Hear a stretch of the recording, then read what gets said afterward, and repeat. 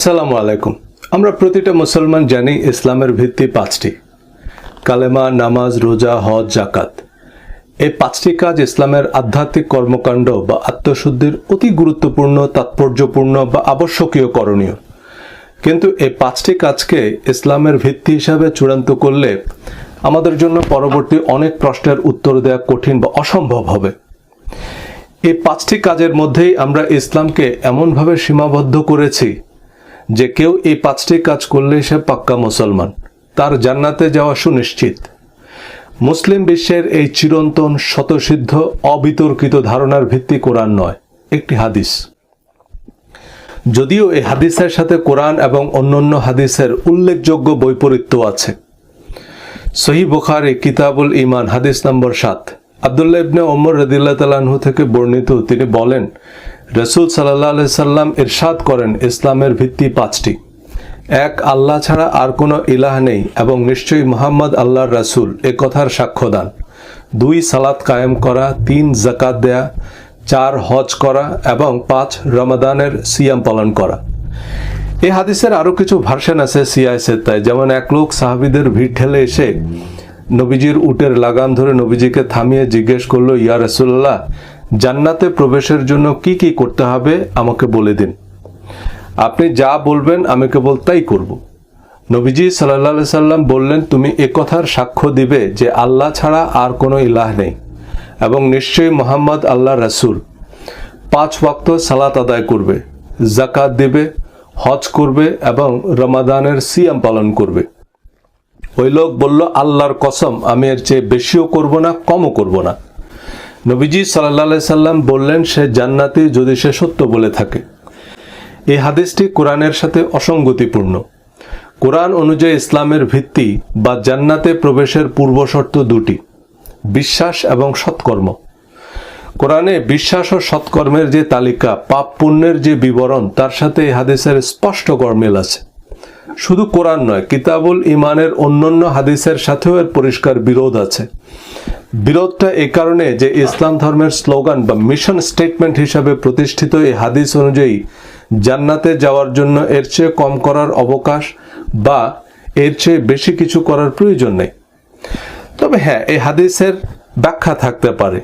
সে ব্যাখ্যা কারো জানা থাকলে বা কোনো বড় শায়খের কাছ থেকে ব্যাখ্যা জেনে দয়া করে কমেন্টে জানাবেন। এক্ষেত্রে মনে করিয়ে দিই যে অল্প বিদ্যা ভয়ঙ্করী বা আপনি একটা মূর্খ আমেরিকার দালাল, এটা এই হাদিসের ব্যাখ্যা নয়। কারো এই কমেন্ট করা দিয়ে এটা নিশ্চিত হওয়া যায় না যে তিনি বেশি বিদ্যা, অতীব জ্ঞানী, অথবা আপনি মানুষকে গোমরাহ করছেন এ কথা বললে তিনি ইমাম মেহেদী, এটা প্রমাণ হয় না। এই হাদিসের সম্ভাব্য ব্যাখ্যা কিরকম হতে পারে তারও একটা ধারণা দিই। হতে পারে নবীজি সাল্লাল্লাহু আলাইহি সাল্লাম যখন এ কথা বলেছেন তখন অধিকাংশ কোরআন নাজিল হয়নি। সম্পূর্ণ কোরআন নাজিলের আগেই অনেক সাহাবী বদর, উহুদ যুদ্ধে শহীদ হয়েছেন। তাদের জন্য অবশ্যই কোরআনের পরবর্তী বিধানগুলো প্রযোজ্য নয়। তারা অনেক কাজ করেছেন যা পরবর্তীতে হারাম করা হয়েছে, এমন অনেক কিছু করেননি যা পরবর্তীতে ফরজ করা হয়েছে। এই হাদিস কার্যকর করার ক্ষেত্রে আমাদের জানতে হবে এই হাদিসের তারিখ। এছাড়া কোরআনের অন্যান্য আয়াত নাজিলের তারিখ এবং সংশ্লিষ্ট অন্যান্য হাদিসের সঠিক তারিখ জানতে হবে। আমেরিকার সংবিধানের 18তম সংশোধনীর মাধ্যমে অ্যালকোহল সম্পূর্ণভাবে নিষিদ্ধ করা হয়। 21তম সংশোধনীর মাধ্যমে আবার তা বহাল করা হয়। এখন কোনটা 21তম, কোনটা 18তম সংশোধনী, এটা না জানলে আমরা বলতে পারবো না বর্তমানে আমেরিকায় অ্যালকোহল বৈধ না অবৈধ। সংবিধানের এক ধারায় তত্ত্বাবধায়ক সরকার প্রবর্তন করা হয়, আরেক ধারায় বাতিল করা হয়। এখন কোনটা সাবেক, কোনটা বর্তমান, তা সংবিধানে লেখা না থাকলে কিভাবে বুঝবো এখন কোনটা ইফেক্টিভ? হাদিসের প্রধান বিপত্তি হচ্ছে আমাদের শাইখুল হাদিসরা কেউ হাদিসের তারিখ বলতে পারবেন না। কোরআনের যে আয়াতগুলো ইউনিভার্সাল নয়, সেগুলোর ক্ষেত্রে সে আয়াত পড়লে বুঝবেন যে বিধান কেবল নবীজির জন্য বা নবীজির স্ত্রীদের জন্য প্রযোজ্য। নবীজি সাল্লাল্লাহু আলাইহি সাল্লাম এবং তার স্ত্রীদের ইন্তেকালের সাথে সাথে সে আয়াতগুলো মনসুখ বা রহিত হয়ে গেছে। সূরা হাশরের 7 নম্বর আয়াতের বিধান বনু নাজির গোত্রের বিরুদ্ধে পরিচালিত অভিযানে অংশ নেয়া সাহাবীদের জন্য প্রযোজ্য। উটে চড়ে হজে যাওয়ার নির্দেশ বিমান আবিষ্কারের আগ পর্যন্ত বলবৎ। কিন্তু আউট অফ দ্য কনটেক্সট কোরআনের সাথে সঙ্গতিহীন একটা হাদিসকে ধর্মের সার্বজনীন বিধান বানালে আমরা সমাধানের অযোগ্য সমস্যার সৃষ্টি করব। এই হাদিসের আরেকটা ব্যাখ্যা হতে পারে যে ব্যক্তি বা ব্যক্তিবর্গের উদ্দেশ্যে নবীজি সাল্লাল্লাহু আলাইহি সাল্লাম এই কথাগুলো বলেছেন তাদেরকে তিনি চিনতেন, তাদের বাস্তবতা জানতেন, তাদের সামর্থ্য বা প্রয়োজন অনুযায়ী উপদেশ দিয়েছেন। এর রেফারেন্সের জন্য আমাদের বেশি দূর যেতে হবে না। কিতাবুল ইমানের 19 নম্বর হাদিসেই বলা আছে, রাসূল সাল্লাল্লাহু আলাইহি সাল্লাম সাহাবীদের যখন কোনো আমলের নির্দেশ দিতেন তখন তারা যতটুকু সামর্থ্য রাখতেন ততটুকুরই নির্দেশ দিতেন। এই অধ্যায়েরই 26 নম্বর হাদিসে এটা আরও পরিষ্কার, আমি কখনো ব্যক্তি বিশেষকে দান করি অথচ অন্য লোক আমার কাছে তার চাইতে বেশি প্রিয়। তা এই আশঙ্কায় যে সে ঈমান থেকে ফিরে যেতে পারে, আল্লাহ তাআলা তাকে অধমুখে জাহান্নামে ফেলে দেবেন। অর্থাৎ যাদের ঈমান দুর্বল, নবীজি তাদেরকে একটু বেশি দান করতেন, নইলে তারা মনে মনে বলে বসতে পারে যে ধুর ভুয়া নবী, আর এতে সে কাফের হয়ে যাবে। কিন্তু হযরত আবু বকর বা হযরত ওমরের মতো শক্ত ঈমানদারদের কিছু না দিলেও তারা এমনটা মনে করবে না। তার মানে তিনি ব্যক্তি অনুযায়ী উপদেশ দিয়েছেন। এমনও সহিহ হাদিস আছে যে কেউ লা ইলাহা ইল্লাল্লাহ বলেছে সে জান্নাতে প্রবেশ করবে। তাই হাদিসের বিধান ব্যক্তি বিশেষের জন্য প্রযোজ্য এবং বিশেষ পরিস্থিতিতে প্রযোজ্য। এই হাদিস সার্বজনীন হলে তো আর কিছু করা লাগছে না। এখন সেই ব্যক্তি বিশেষকে না জানলে বা কনটেক্সট না জানলে আমরা বুঝতে পারবো না নবীজি কেন এমন উপদেশ দিয়েছেন। এই কারণে স্বাধীন এবং সার্বজনীন বিধান হিসাবে পরবর্তী প্রজন্মের জন্য হাদিস সংরক্ষণের নির্দেশ নবীজি সাল্লাল্লাহু আলাইহি সাল্লাম দেননি, বরং নিষেধ করেছেন। তিনি কেবল আল্লাহর কিতাব অনুসরণ করতে বলেছেন। আল্লাহ তার রাসূলের ইত্তেবা ইতাআত করার জন্য কোরআনের বাইরে যাওয়ার দরকার নেই। সকল নবীদের কথা কাজ অনুমোদনের বিবরণ কোরআনেই আছে। এই সিরিজের নিয়মিত শ্রোতারা আশা করি তা পরিষ্কার। এর আরেকটি ব্যাখ্যা হতে পারে এই হাদিসের সাথে কিছু শব্দ যোগ বিয়োগ করা হয়েছে। অনেক সহিহ হাদিসের সাথে 1-2 শব্দ জোড়া দিয়ে উদ্দেশ্যমূলকভাবে হাদিসের অর্থ ঘুরিয়ে দেওয়া হয়েছে। এর চেয়ে কমও করব না, এর চেয়ে বেশিও করব না, বা ইসলামের ভিত্তি এই 5টি, এর মধ্য দিয়ে ইসলামকে একটা প্যাকেজ বানানো হয়েছে যা কোরআন এবং হাদিস অনুযায়ী অসম্পূর্ণ এবং অসঙ্গতিপূর্ণ। কোরআন অনুযায়ী ইসলামের ভিত্তি এবং জান্নাতে প্রবেশের পূর্বশর্ত হচ্ছে বিশ্বাস এবং সৎকর্ম। কোরআনে বিশ্বাস ও সৎকর্মের সুস্পষ্ট বর্ণনা আছে। এ নিয়ে আমার একটা ভিডিও আছে, আমার রিলিজিয়াস মাইন্ডসেট বইয়ে একটা চ্যাপ্টার আছে। কিন্তু এই হাদিস অনুযায়ী অন্যান্য নবীগণকে বিশ্বাস, কোরআন তথা আসমানি কিতাবে বিশ্বাস, ফেরেশতাদের প্রতি বিশ্বাস, পরকালের প্রতি বিশ্বাস আবশ্যক বা ইসলামের ভিত্তি হিসাবে বিবেচিত নয়। শুধু একথার সাক্ষ্য দিলেই হবে যে আল্লাহ ছাড়া আর কোনো ইলাহ নেই, নিশ্চয়ই মুহাম্মদ আল্লাহর রাসূল। এর চেয়ে কমও করা যাচ্ছে না, এর চেয়ে বেশিও করা লাগছে না। কোরআনে সৎকর্মের যে পূর্বশর্ত দেওয়া হয়েছে তাও এই হাদিসে অনুপস্থিত। সূরা বাকারা 177 নম্বর আয়াতে বিশ্বাস ও সৎকর্মের যে তালিকা দিয়েছেন তাতে বলা হয়েছে, those who fulfill their promise when they promise, and those who are patient in poverty and hardship and during battle. Those are the ones who have been true, and it is those who are the righteous. যারা প্রতিশ্রুতি দিলে তা রক্ষা করে, দারিদ্র্যের সংকটে সংগ্রামে যারা ধৈর্য হারায় না, যারা জীবনের কঠিন অবস্থায়ও ধৈর্য হারিয়ে চুরি, প্রতারণা, মিথ্যা, আমানতের খেয়ানত এসব অন্যায় ঝুঁকে পড়ে না, তারাই সৎকর্মশীল। সৎকর্মশীলদের আরও বৈশিষ্ট্য স্পষ্টভাবে উল্লেখ করা আছে কোরআনে। যারা তাদের সম্পদ থেকে ব্যয় করে রাতে এবং দিনে, প্রকাশ্যে এবং গোপনে, সচ্ছল এবং অসচ্ছল অবস্থায়, এবং যারা তাদের রাগ সংবরণ করে, মানুষকে ক্ষমা করে, তারাই সৎকর্মশীল। একইভাবে অবিশ্বাস, অনাস্থা এবং অসৎকর্মই নরকের পথে নিয়ে যাবে। যারা মানুষের সম্পদ অন্যায়ভাবে ভোগ করে, কথায় আচরণে মানুষকে কষ্ট দেয়, ইয়াতিমকে রূঢ়ভাবে তাড়িয়ে দেয়, দরিদ্রদের খাদ্যদানে উৎসাহ দেয় না, পারতপক্ষে ছোট ছোট বিষয়ে মানুষকে সাহায্য করে না, অনর্থক আলাপে মগ্ন থাকে, সমাজে নৈরাজ্য সৃষ্টি করে, মিথ্যা সাক্ষ্য দেয়, প্রতিশ্রুতি ভঙ্গ করে, আমানতের খেয়ানত করে, কোরআন তাদেরকেই জাহান্নামের হুঁশিয়ারি দিয়েছে। কিন্তু এই হাদিসে কেবল করণীয় বলা আছে, বর্জনীয় নাই। কোরআনের আলোচনায় গেলাম না। কিতাবুল ইমানেরই 33 নম্বর হাদিস অনুযায়ী 4টি বৈশিষ্ট্য থাকলে সে 100% মুনাফিক, একটা বৈশিষ্ট্য থাকলে সে 25% মুনাফিক। আর মুনাফিক শুধু দোজখে যাবে না। সূরা নিসা 145 স্পষ্ট করে বলা আছে, ইন্নাল মুনাফিকিনা ফিদ দারকিল আসফালি মিনান নার, যে নিশ্চয়ই মুনাফিকরা দোজখের সর্বনিম্ন স্তরে থাকবে, দোজখের আগুন ধরানো হবে মুনাফিকদের দিয়ে। সুতরাং যাদের মধ্যে মুনাফিকের 4টি বৈশিষ্ট্য থাকবে তারা কনফার্ম দোজখে যাবে। সে 4টি বৈশিষ্ট্য কি? কিতাবুল ইমান হাদিস 33। 4টি স্বভাব যার মধ্যে থাকে সে খাঁটি মুনাফিক। যার মধ্যে এর কোনো একটি স্বভাব থাকবে তা পরিত্যাগ না করা পর্যন্ত তার মধ্যে মুনাফিকের একটি স্বভাব থেকে যায়। 1, আমানত রাখা হলে খেয়ানত করে। 2, কথা বললে মিথ্যা বলে। 3, চুক্তি করলে ভঙ্গ করে। 4, বিবাদে লিপ্ত হলে অশ্লীল গালি দেয়। এই কথাগুলো কোরআনেও আছে। সুতরাং এই হাদিস কোরআনের ব্যাখ্যা বলে বিবেচ্য হতে পারে। এই 4টা বর্জনীয় কাজের কুফল নিয়ে 40 খণ্ডের বই লেখা যাবে। কোরআনে এবং হাদিসে উপর্যুপরি এগুলো সম্পর্কে হুঁশিয়ারি দেয়া আছে।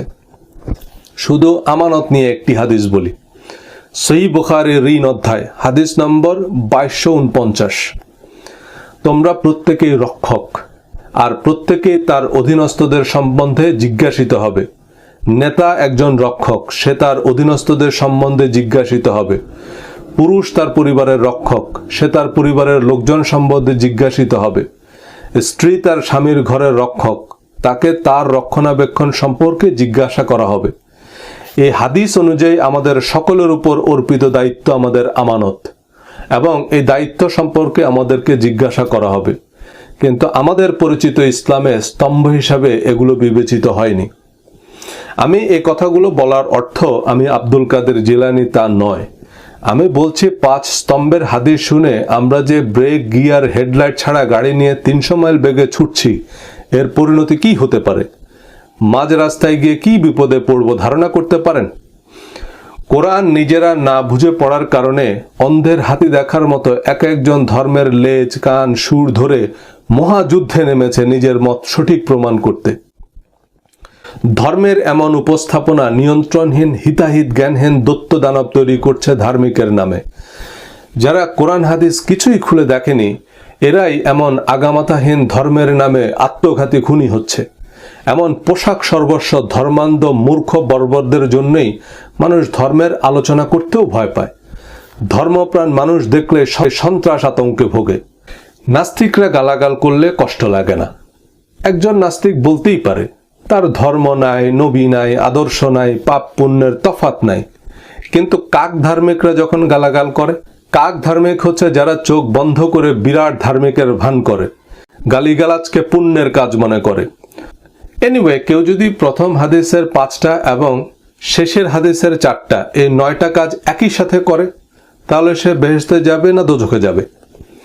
সে কি খাঁটি মুসলমান না খাঁটি মুনাফিক?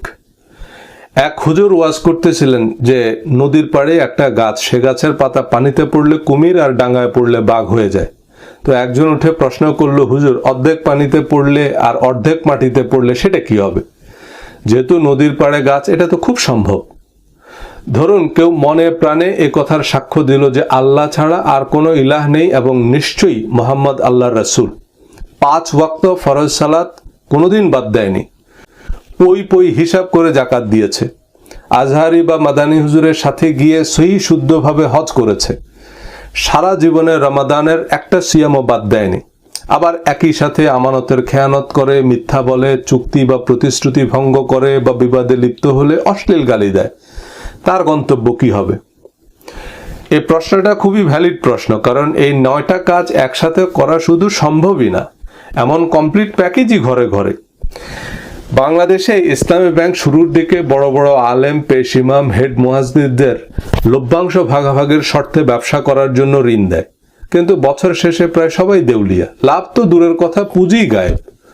পরে ইসলামী ব্যাংক এই নীতি থেকে সরে আসে। এটা সবার ক্ষেত্রে অসততা নয়, কারো কারো ক্ষেত্রে অদক্ষতাও। চোখও দেখা যায় না এমন বোরখা পরা মহিলা আপনি আমেরিকায় প্রচুর পাবেন, কিন্তু বেহুদা আলাপে মগ্ন থাকে না বা পরচর্চা করে না এমন মহিয়সী নারী মুসলিম বিশ্বে কোহিনূরের চেয়েও দুর্লভ।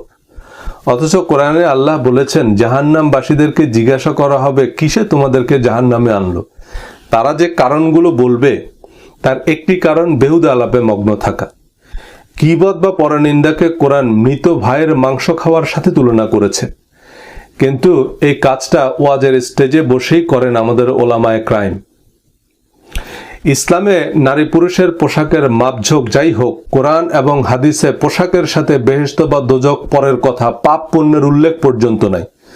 অথচ সোভিয়েত ইউনিয়ন এবং মার্কিন যুক্তরাষ্ট্রের মতো পরাশক্তিকে পরাস্ত করে লক্ষ প্রাণের বিনিময়ে যে কথিত ইসলামী আমিরাত প্রতিষ্ঠিত হয়েছে, তার প্রধান ইশতেহার মহিলাদের নেকাব আর পুরুষদের দাড়ি রাখা বাধ্যতামূলক করা। দাড়ি বোরখার ভিডিওতে আমাকে মা বোন তুলে গালিগালাজ করলেন মুনকারিনে হাদিস, ইহুদির দালাল খেতাব দিলেন লম্বা লম্বা দাড়িওয়ালা মুমিন এবং নেকাব পরিহিতা মোহতারমারা। নারী পুরুষের পোশাক নিয়ে কোরআনের আলোকে একটি ভিডিও বানানোর পর অনেকে মিছিল বের করলেন যে আমি হাদিস মানি না। আমি শুধু বলেছি কোরআনে এই বলা আছে। হাদিসের পোশাক নিয়ে ভিডিও আসছে, তখন দেখবেন আমাদের শায়করা আবার কোরআনেই ফিরে আসবেন, ভাষা ব্যাকরণের জটিল মারপ্যাচের আশ্রয় নেবেন। কারণ হাদিস অনুযায়ী এখনকার প্রচলিত কথিত ইসলামী পোশাকের প্রচলন নবীজির সময়ে ছিল না। নারীদের আপাদমস্তক ঢেকে রাখার কোনো বাধ্যবাধকতা বা নারীদের ঘর বন্দি রাখার কোনো স্পষ্ট নির্দেশ বা চর্চার ইঙ্গিত তো হাদিসে নাই। বরং হাদিসে আছে নবীজি সাল্লাল্লাহু আলাইহি সাল্লাম বলেছেন, মহিলাদের মসজিদে আসতে তোমরা নিষেধ করবে না। মহিলারা ফজরের জামাতেও অংশ নিত এবং পুরুষদের সাথেই নামাজ পড়ত।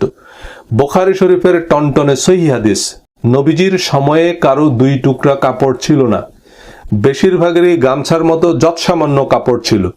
তাই সিজদায় গেলে মানিজ্যত পাংচার হয়ে যাওয়ার সম্ভাবনা ছিল। এ কারণে নিয়ম ছিল মহিলারা আগে সিজদায় যাবে এবং সিজদা থেকে মাথা তোলার সময় তারা পরে মাথা তুলবে, অর্থাৎ পুরুষরা উঠে কাপড় চোপড় ঠিক করার পর মহিলারা মাথা তুলবে।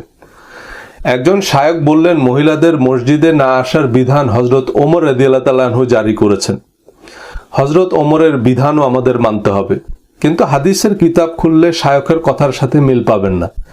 হযরত ওমর রাদিয়াল্লাহু তাআলা আনহু যে ফজরের জামাতে ইমামতিরত অবস্থায় আততায়ের ছুরিকাঘাতে শহীদ হন, সে জামাতে তার স্ত্রী উপস্থিত ছিল। তো হযরত ওমর রাদিয়াল্লাহু তাআলা আনহু কবে নিষেধ করলেন? মারা যাওয়ার পরে সে নিষেধ করে গেছেন। হযরত ওমর রাদিয়াল্লাহু তাআলা আনহু তার স্ত্রীর মসজিদে আসা অপছন্দ করতেন, তবে তিনি সরাসরি নিষেধও করতেন না। ইশারা ইঙ্গিতে এরে ওরে ভাব বাচ্চে বলতেন। একজন মানুষের স্বামী তো এটা পছন্দ করে না। ওনার স্ত্রী বললেন, আপনার এত সাহিত্যের দরকার নেই, আপনি অপছন্দ করলে আপনি আমাকে নিষেধ করেন, আপনি নিষেধ করলে আমি আর যাব না। তখন হযরত ওমর বললেন, আমি তোমাকে কিভাবে নিষেধ করব, যেখানে নবীজি সাল্লাল্লাহু আলাইহি সাল্লাম নিষেধ করতে মানা করছে। তখন তার স্ত্রী বললেন, তাহলে আপনার অপছন্দ নিয়ে আপনি থাকেন, আপনি নিষেধ না করা পর্যন্ত আমি যাব। শুধু মসজিদে না, কেনাকাটা, বেচা বিক্রি, ব্যবসা বাণিজ্য মহিলারা সবই করত। তবে মেয়েদের কিডন্যাপ করে দাসী হিসাবে বিক্রি করে দেওয়ার জন্য ডাকাত দল শিকারীর মতো ওত পেতে থাকত। তাই তাদের নিরাপত্তাজনিত বাড়তি সতর্কতা অবলম্বনের কথা বলা আছে। মহিলারা মসজিদে যেতে পারলে কলেজ, ইউনিভার্সিটিতে, অফিস আদালতে একসাথে কাজ করতে পারবে না কেন? মহিলাদের প্রজেক্টরে ওয়াজ শোনা জায়েজ, এই ফতোয়া দিয়ে মিজানুর রহমান আজহারিকে দেশ ছাড়তে হয়েছে। যারা ফতোয়া দিচ্ছেন যে মহিলারা প্রজেক্টরে বা টিভিতে পুরুষের ওয়াজ শুনতে পারবেন না, তাদেরকে একটু জিজ্ঞেস করবেন, মহিলারা যে মসজিদে নববীতে নামাজ পড়তে বিচার আচারের জন্য যেত, চোখ কি বাসায় খুলে রেখে যাইত? আরাফাতের ময়দানে বা বাইতুল্লায় পুরুষ মহিলা একসাথে নামাজ পড়ে, তাওয়াফ করে, হজ করে, পাথর মারে। তো হজে যাওয়ার সময় চোখ কি সাথে করে নিয়ে যাওয়া যাবে? হজের সময় মহিলাদের মুখ খোলা রাখতে হবে। হজের সময় না, মহিলাদের মাথা ও মুখ ঢেকে রাখার হাদিস খুঁজতে আপনাকে অ্যান্টার্কটিকা পর্যন্ত যাওয়া লাগবে। বহু হাদিসের কনটেক্সট থেকে এটা আন্দাজ করা যায় যে তাদের চেহারা খোলা ছিল। যেমন পোশাক অধ্যায় হাদিস 5406, নবীজি সাল্লাল্লাহু আলাইহি সাল্লাম এক মহিলাকে একটি নকশি করা চাদর পরিয়ে দিয়ে বললেন, খালেদের মা, এই চাদর কেমন মানাইছে? সূত্র মোতাবেক এই খালেদের মা তো নবীজি সাল্লাল্লাহু আলাইহি সাল্লামের মুহরিম নয়। নবীজি সাল্লাল্লাহু আলাইহি সাল্লাম তাকে নিজ হাতে চাদর পরিয়ে দিলেন। আর মুখ খোলা না থাকলে কেমনে বুঝলেন খালেদের মা না জব্বরের মা? সহিহ বুখারী হাদিস 5424, আনাস ইবনে মালিক রাদিয়াল্লাহু তাআলা আনহু থেকে বর্ণিত, তিনি রাসূলুল্লাহ সাল্লাল্লাহু আলাইহি সাল্লাম এর কন্যা উম্মে কুলসুমের পরিধানে হালকা নকশা করা রেশমি চাদর দেখেছেন। তো চেহারা না দেখলে উম্মে কুলসুম কেমনে বুঝলেন? কোন হুজুরকে জিজ্ঞেস করবেন, হুজুর মহিলাদের আপাদমস্তক ঢেকে রাখার হাদিসগুলো একটু বের করে দেন, সজল রোশনের মুখের উপর ছুঁড়ে মারব। তখন দেখবেন শুধু হাদিস পড়লে হবে, হাদিসের সরা পড়া লাগবে, সে সরার আবার ব্যাখ্যা লাগবে, সে ব্যাখ্যার আবার এক্সপ্লেনেশন লাগবে। তো মহিলাদের আপাদমস্তক ঢাকা বোরখা পরাতে যুদ্ধ করলেন, কিন্তু নবীজির সময় মহিলারা বোরখা ছাড়া বের হতো না। লাখ লাখ হাদিসের মধ্যে এমন একটা হাদিসও নাই। মহিলাদের বোরখা শিক্ষা বা কর্ম নিয়ে আমাদের আলেম ওলামা বা ধর্মপ্রাণ মুসলমানদের যে কট্টর অবস্থান, তার জন্য হাদিসের পাতায় পাতায় এমন হাদিস থাকা উচিত যে যারা দাড়ি রাখে না বা তালেবানি বোরখা পরে না তারা জাহান্নামে যাবে।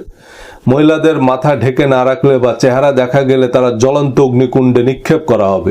অথবা যারা পর্দা করে না তাদের পিতা, ভাই, জ্ঞাতি গোষ্ঠী সব জাহান্নামে যাবে। উল্লেখ্য, এমন কিছু ওয়াজ আমাদের সমাজে প্রচলিত আছে যা মূলত পুঁথি সাহিত্যের রহিম রুব্বানের কিচ্ছার মতো জাল গল্প। এমন সিলেবাস বহির্ভূত ঐচ্ছিক বিষয়কে প্রধান বানাতে ফজিলত ফাজাইলের হাজার হাজার জাল কিচ্ছা বানিয়েছে। মহিলাদের বোরখাবন্দি করে রাখার ফজিলত ফাজাইলের যত গল্প শুনেন এগুলো হাদিসের কিতাবে নাই। আছে হাদিসের সরা, ব্যাখ্যা, বিশ্লেষণ হিসাবে লেখা মাসলা মাসাইল, ফাজাইলে আমল আর আজব দুনিয়া গজব কাহিনীর কিতাবে।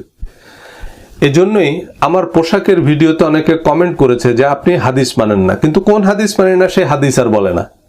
হাদিস না থাকলে বলবে কোত্থেকে? হাদিস আমি বলবো। বিদায় হজ্জের ভাষণের হাদিসের মতো চিত হয়ে বসে থাকবেন। মিথ্যা বলা, মিথ্যা অপবাদ দেয়া, গালিগালাজের ব্যাপারে কঠোর শাস্তির হুঁশিয়ারি কোরআন এবং হাদিসের পাতায় পাতায় পাবেন। অথচ আমাদের দেশের আহলে হাদিস গোষ্ঠী আমার নামে মিথ্যা রটাচ্ছে, মিথ্যা গল্প বানাচ্ছে যে সে ইহুদির এজেন্ট, সে নবী মানে না, খবরদার তার বই পড়বে না। তাদের অনুগত ধর্মপ্রাণরা এমন অশ্লীল গালাগাল এবং হত্যার হুমকি দিচ্ছে যা কেউ নিজের বাড়িঘরে আগুন দিলেও দেয় না। দেখুন, আমি ধর্মের আলোচনা করব এমন পরিকল্পনাও আমার ছিল না। আহলে হাদিস বা হেফাজত কারোর সাথেই আমার ব্যক্তিগত বৈরিতা নাই। এশিয়ান, রাশিয়ান কারো প্রতিই আমার অশ্রদ্ধা নাই। কিন্তু এমন মিথ্যাচার, হুমকি ধমকি যে কাউকেই বিরক্ত করে। অনিচ্ছা সত্ত্বেও আমি কড়া কথা বলছি, পরক্ষণে নিজেরই খারাপ লাগে। কিন্তু এসব মিথ্যাচার, গালিগালাজ তো হাদিসের শিক্ষাও নয়। মানুষের কাছে কোরআনের সত্য অগ্রাধিকার ভিত্তিতে তুলে ধরা, কোরআনের সাথে সঙ্গতিপূর্ণ হাদিস অনুযায়ী মানুষকে বিশ্বাস ও সৎকর্মের উপদেশ দেয়া একজন আলেমের উপর অর্পিত আমানত। যে আমানতের খেয়ানত করে, মিথ্যা বলে, চুক্তি বা প্রতিশ্রুতি ভঙ্গ করে এবং অশ্লীল গালিগালাজ করে, এমন মানুষের হার্ভার্ডের MBA ডিগ্রি থাকলেও কি আপনি তাকে পিয়নের চাকরি দেবেন আপনার প্রতিষ্ঠানে? কোনো নাস্তিকও কি এমন কোনো নাস্তিককে তার কোম্পানিতে চাকরি দিবে? না। এই নাস্তিককে আরেক নাস্তিক বিয়ে করবে? এই বৈশিষ্ট্যগুলো থাকলে সে নাস্তিকের সাথে আরেক কট্টর নাস্তিক ব্যবসা করবে? করবে না। কিন্তু মানুষকে উত্তম কথা বলা, প্রতিশ্রুতি রক্ষা করা, সত্য বলা, আমানতদারিতা আমাদের ইসলামে প্রয়োজনীয় স্তম্ভ নয়। নামাজের হাত বাঁধা আর তারাবি নামাজের গুঁড়া মশলার উত্তর দিতে দিতেই আমাদের ওয়াজের সময় শেষ। এই গুণগুলো আছে, কিন্তু তাদের আমরা ভালো মুসলিম মনে করি না, কারণ তারা নামাজ পড়ে না বা দাড়ি রাখে না। চারপাশে দাড়ি, বোরখা আর নামাজি মানুষদের চরিত্র আর আচরণ দেখে, ফেসবুকে তাদের কমেন্ট দেখে, সমাজের সংসারে তাদের ক্রেডিবিলিটি স্কোর দেখে মানুষ এসব উৎসাহিত হবে। যদি এসবের সাথে মানুষের উত্তম চরিত্রের কোনো সম্পর্ক দেখানো না যায়, তবে চিন্তাশীল কোনো মানুষের কাছে এগুলো স্টেপ লোক দেখানো অর্থহীন কাজ। পেশাগত ব্যস্ততার কারণে ধর্ম নিয়ে খুব বেশি পড়াশোনার সময় বা সুযোগ আমার হয় না। সামান্য যেটুকু জানার সুযোগ পেয়েছি তাতেই পরিষ্কার যে আমাদের 5 স্তম্ভের ইসলামের সাথে কোরআন, হাদিস, ইসলামের ইতিহাস কোনো কিছুরই সম্পর্ক নেই। সোনালী যুগের মুসলমানরা সারা দুনিয়ায় যে ইসলাম প্রতিষ্ঠা করেছে তার প্রধান ইশতেহার ছিল ইনসাফ। কালেমা, নামাজ, রোজা, হজ, যাকাত ছিল সেই ইনসাফ প্রতিষ্ঠার বৃহত্তর কর্মযজ্ঞের অংশমাত্র। বিস্তারিত হাদিসের সহজ পাঠ সিরিজে বলবো, সাথে থাকুন। ধন্যবাদ।